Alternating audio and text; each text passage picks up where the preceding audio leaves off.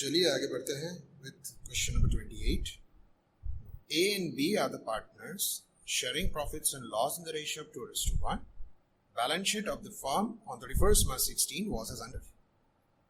You are given the capitals as well as you are given the reserve fund and various assets. Right? The next page. यहाँ पे हमारे पास सारे adjustments हैं. So they admitted C as a new partner on 1st April 16 the following conditions. First is A sacrifice 1/12 and B sacrifice 1/6 share from their profit in favor of C. C will bring proportionate capital. This is the point. Proportionate capital माने कितना? तो उसके लिए हमें अलग से काम करना पड़ेगा and that's going to be applied at the end. ठीक है? सारे adjustments की effect आ जाएगी.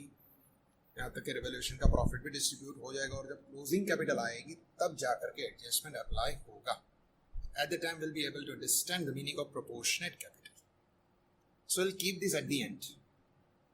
C will bring his share of goodwill in cash and goodwill is valued at 1,80,000. Fixed assets are to be depreciated at 10%. All debtors are solvent. हर कोई solvent है माने कोई bad debt reserve जैसा है ही नहीं. It's nothing like bad debt reserve. Right? Insurance premium of 3,000 is to be carried forward to the next year. That means it's a prepaid, belongs to next year. अगले साल का है, उतना खर्चा कम हो जाएगा.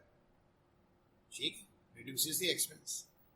Now you are told prepare necessary accounts in the balance sheet. Necessary माने कितना? वो तो clear है नहीं. तो अगर देखें तो necessary तीन है: evaluation, partners capital and balance sheet. These three are necessary. Cash account is not compulsory here because partner जो है गुडविल और कैपिटल लाता है लेकिन उसको कुछ विड्रॉल वगैरह नहीं होता. अगर कुछ विड्रॉ होता है then it becomes necessary to go for cash account but here it is not necessary. So three structures are essential: evaluation, partners capital and the balance sheet after admission. ठीक है. सबसे पहले अपन कैलकुलेट करेंगे first adjustment को जिसमें हमको बताया गया कि सैक्रिफाइस है वो क्या है. ठीक है. So A is sacrifice and B is sacrifice, right? उसको अपन यहाँ पे लिखेंगे.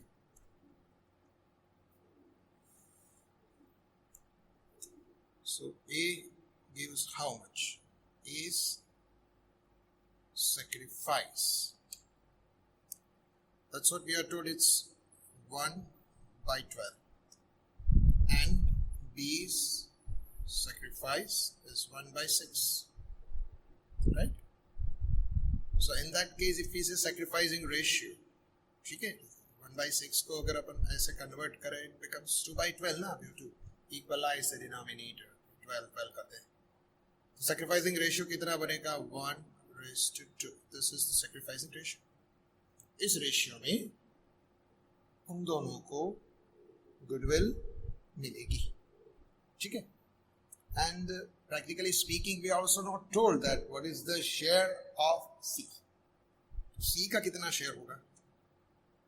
C's share will be sacrifice of both, right? Sacrifice of A plus sacrifice of B, so it's 1/12 plus 2/12 is equal to 3/12,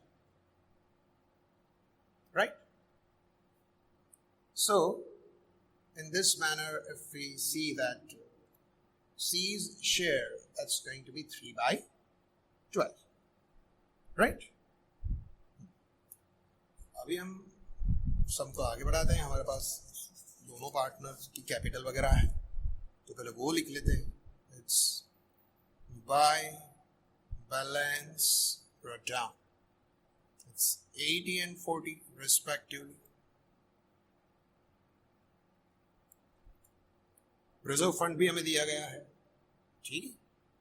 और जो पार्टनर्स है उनका old ratio है 2:1. तो जो रिजर्व फंड है उनके ओल्ड रेशियो में डिवाइड या डिस्ट्रीब्यूट हो जाएगा. 14 and 7, right? Now if we look at the adjustments, C will bring proportionate capital. उसका तो अभी हम कुछ नहीं कर पाएंगे. but he will bring his share of goodwill in cash, and goodwill is valued at 1,80,000. So C's share in goodwill कितना लाएगा? So that's going to be this 3/12. 1,80,000 की गुडविल है, इसका 3/12 करे या 1/4 करे, बात तो एक ही है, right? So he will bring in total 45,000 goodwill in cash. So cash account debited to premium for goodwill, लेकिन वो डिवाइड होगा 1:2 में. This is their sacrificing ratio. इसमें दोनों में डिवाइड हो जाएगा. So that's gonna be premium or goodwill. 45 दोनों में डिवाइड हो जाएगा तो हो जाएगा 15,000 और 30,000 बस. Sacrificing ratio is in a way reverse to the earlier one. ठीक है. इससे क्या होगा कि जो कैश है वो बढ़ जाएगी. कैश 33 थी, was 33. अब इसमें प्रीमियम हम ऐड कर देते हैं. This premium plus there is capital also, but that's what we haven't found yet. उसको हम देखेंगे जब वो आएगी. ठीक है. तब इस वक्त तो इतना ही करते हैं, उसकी जगह रख देते हैं क्योंकि C's capital is going to come back, right? Now the next is fixed assets are to be depreciated at 10%. तो फिक्स एसेट जो भी है उनका 10% हमें निकाल देना है एज अ डेप्रिसिएशन. तो दो फिक्स एसेट है हमारे पास. प्लांट एंड मशीनरी उसका 80 है और बिल्डिंग है उसका 50,000. तो प्लांट एंड मशीनरी जो है उसका हम डेप्रिसिएशन यहाँ पे निकाल के लिख देते हैं. To plant machinery account that's 8,000, उसका डेप्रिसिएशन रहेगा. और बिल्डिंग जो है 50,000 की वैल्यू का है. यहाँ पे हम लिखते हैं टू बिल्डिंग अकाउंट. ठीक है. डेप्री ऑन बिल्डिंग ऐसा भी लिख सकते हैं. 50 का 10% निकाले, so that comes to 8 and 5 respectively. ठीक है. अब यहाँ पे हम डायरेक्टली उसकी जो डेप्रिशिएटेड वैल्यू उसको भी लिख सकते हैं. ऐसा नहीं है कि भी हमें दिखाना ही है. If you open up the text book, you will find कि उसमें डायरेक्टली ही लिखा है, तो आप वो कर सकते हैं. जैसे कि प्लांट है, ठीक है. प्लांट की ओरिजिनल वैल्यू तो थी 80,000, उसमें से 8,000 मैंने निकाल दिया तो बचा क्या 72, राइट? Directly depreciated. ठीक है. तो ये भी आप कर सकते हैं. और जो बिल्डिंग है उसकी वैल्यू हमें 50 दी गई थी, 5 मैंने निकाल दिया तो बचा क्या 45, वो भी हमने लिख लिया, राइट? चलिए, ऑल डेटर्स आर सॉल्वेंट. माने बैड डेट रिजर्व जैसा कुछ है ही नहीं अभी, अब रखना नहीं है. बैड डेट रिजर्व हमें दिया गया है 4,000, but is not to be kept. Just close it.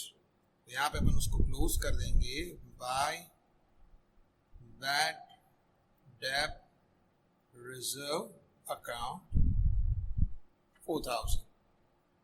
और जो डेटर्स हमें लिखने हैं वो एज इट इज वैल्यू से ही लिखेंगे. मैंने ओरिजिनली 50,000 थे, उसमें से हम 4,000 माइनस करके लिख दिए थे, लेकिन अभी बैड डेट रिजर्व की जरूरत नहीं है. ठीक है. तो वो अकाउंट हमने क्लोज कर दिया. It's a benefit, there is no doubt. किसी के ऊपर हमें डाउट नहीं है. बहुत ही अच्छे डेटर हैं, सभी लोग पैसे देंगे, so there is no need to keep bad debt reserve. ठीक है. Now insurance premium of 3,000 is to be carried forward to the next year. That means it's a prepaid insurance. It's a prepaid, so that's a benefit, right? So you have to say prepaid insurance premium. वो है 3,000. And as a prepaid, it should be a temporary kind of asset like data. To write it over here, it's prepaid insurance, right? And that is 3,000. ठीक है. तो हमने सारे adjustment cover कर लिए. We covered up all the adjustments. Fine. तो अब हमें क्या करना है? अब हमें रिजल्ट फाइंड करना. What's the result of evaluation? That's what we will distribute among the partners in the old P&L ratio. Right, जो भी है। तो यहाँ पे अगर अपन देखें इट्स 8 + 5 comes to 13 और ये 7 है, so debit is bigger, credit is smaller. As credit is smaller, the difference is treated as loss. ये क्या मिला हमें? ये लॉस मिला है, और पार्टनर का जो ओल्ड रेशियो है 2:1, उसी में ये डिवाइड हो जाएगा among the old partners only, naturally. ठीक है, तो ये अगर 2:1 में हम डिवाइड करते हैं, so that comes to 4,000 and 2,000 respectively. And as we know, it's a loss. Loss is debited to partners. Capital account तो यहाँ पे अपन लिखेंगे to revaluation account loss. ये 4,000, 2,000, ये हो गया loss. So now it's time to go for the balance. क्योंकि अगर हम ओल्ड पार्टनर की बात करें तो उसके हिसाब से तो कुछ बचा ही नहीं, रिजर्व डिस्ट्रीब्यूट हो गया, रिवॉल्यूशन का रिजल्ट भी डिवाइड कर दिया हमने, तो उसकी जो बैलेंस आती है वो कैरी फॉरवर्ड हो जाती है, लेकिन उसकी बैलेंस को सेंटर में रखते हुए उसके प्रोपोर्शन में हमें नए पार्टनर की कैपिटल ढूंढनी है, where to find it. So first of all let us find the balance of the old partners, the first step towards it, right. वो जो एडजस्टमेंट नंबर 2 जो हमने छोड़ दिया था, उसको करने के लिए हमें पहले जो रिमेनिंग पार्टनर है ओल्ड पार्टनर, उसकी कैपिटल की क्लोजिंग बैलेंस फाइंड करनी है, फाइंड देयर क्लोजिंग बैलेंसेस। ठीक है, तो भी यहाँ पे ए का हम क्रेडिट का टोटल निकालें, so that comes to 1,09,000। B का टोटल निकालें तो वो आता है 77,000। ठीक है, तब सी की कैपिटल तो हमें ढूंढनी है ना, वी टू फाइंड इट, उसी के लिए सारी चीजें चल रही हैं। तो इस वक्त हमको सबसे पहले एज आई सेड, ये दोनों जो ओल्ड पार्टनर्स हैं उनकी लूजिंग कैपिटल हमें फाइंड करनी है। बैलेंस कैरिड फॉरवर्ड, उसमें से निकालें, so that comes to 1,05,000 and 75,000, right? ये रहेगी closing capital of the old partners, the remaining partners, उनकी closing capital हमें इतनी मिल रही है। What we transfer generally to balance sheet, हम उसको यहाँ पे ट्रांसफर भी कर सकते हैं। कैपिटल तीनों की है, इस वक्त तो हमारे पास 2 ही है, क्योंकि तीसरे की कैपिटल हमें फाइंड करनी है। ठीक है,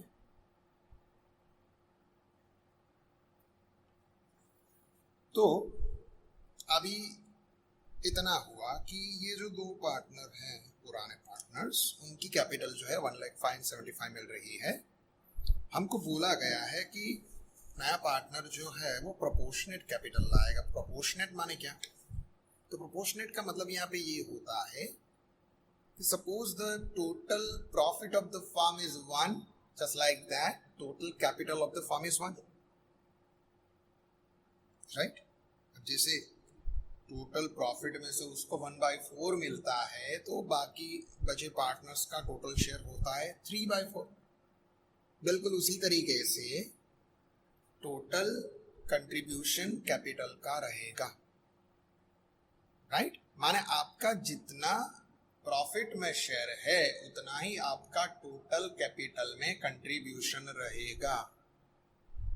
your contribution for new partner, your contribution in profit should be equal to your contribution in capital in total।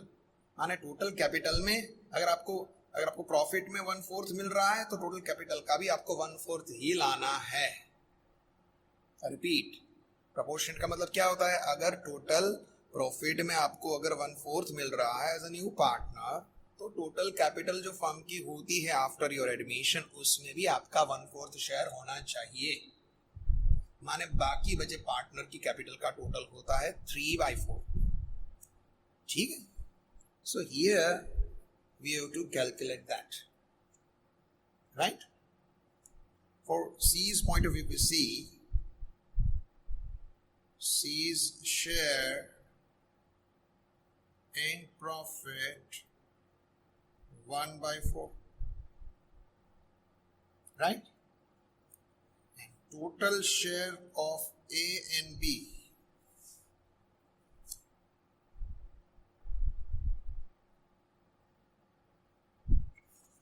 that's going to be 1 minus 1/4 comes to 3/4. This total of the remaining part.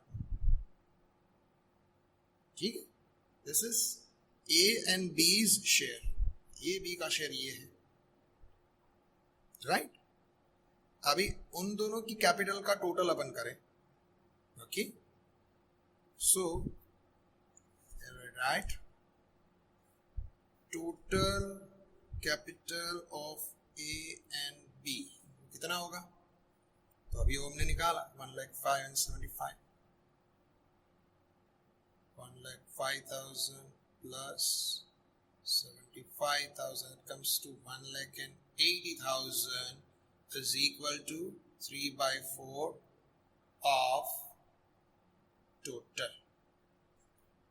ना total को हमें इस तरीके से देखना है, right? जैसे उनका प्रॉफिट में शेयर जो है वो टोटल 3/4 है, बिल्कुल वैसे ही उनकी कैपिटल का टोटल भी 3/4 है, राइट?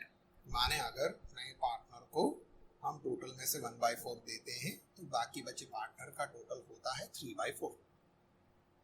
ठीक है, so as their share is 3/4 in total and their capital is also 180, then proportionate to that what the new partner is supposed to bring in for his share 1/4. ठीक है, तो हमको कुछ इस तरीके से देखना है कि A and B share is equal to their total capital, right? A and B share is equal to their total capital. Okay.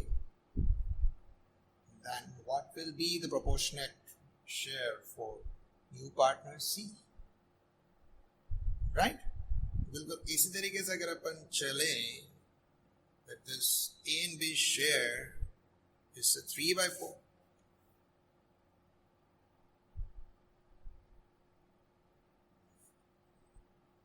And their capital, उसका शेयर 3/4 है तो उसकी कैपिटल 180 है, उसका शेयर 1/4 है, कैपिटल कितनी है? दिस इज फॉर सी. ठीक है, ए एंड बी का जो शेयर है उसमें उतनी कैपिटल है. ठीक है, सी का शेयर 1/4 है तो उसकी कैपिटल कितनी रहेगी? Right, this is called proportionate. Proportionate का मतलब यही होता है, राइट? तो अभी क्रॉस मल्टीप्लाई करेंगे, right? That's going to be multiplied. It's 1,80,000 into 1/4. ये जो है डिनोमिनेटर में जाएगा क्रॉस मल्टीप्लिकेशन में, so it becomes 4/3 कुछ ऐसा रहेगा.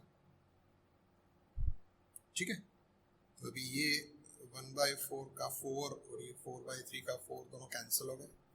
It's going to be divided by 3. So the answer is 60,000. Right? This is 60,000. This is nothing but C's capital. उसका जो कैपिटल में शेयर है वो 60 रहेगा. He's supposed to bring in 60. उसको 60 लाना है, राइट? तो अभी 60,000 जो है इसको ऐड कर देंगे 180 में तो कितना बनता है हमारे पास? 180 plus 60 comes to 240. 240 का 1/4 निकालें तो यही आता है 60. So way you can verify it. ठीक है, तभी C को लाना है 60, so cash to C's capital is going to be 60. We'll add it over here, right? And that becomes the total cash. It's 1,38,000. और यहीं पे उसको अपन लिखेंगे by cash account, column of C 60. ठीक है, यही उसका क्लोजिंग बैलेंस भी बन जाएगा. The हमारा जो काम था to find C's share in capital, that's all. वो खत्म हो गया,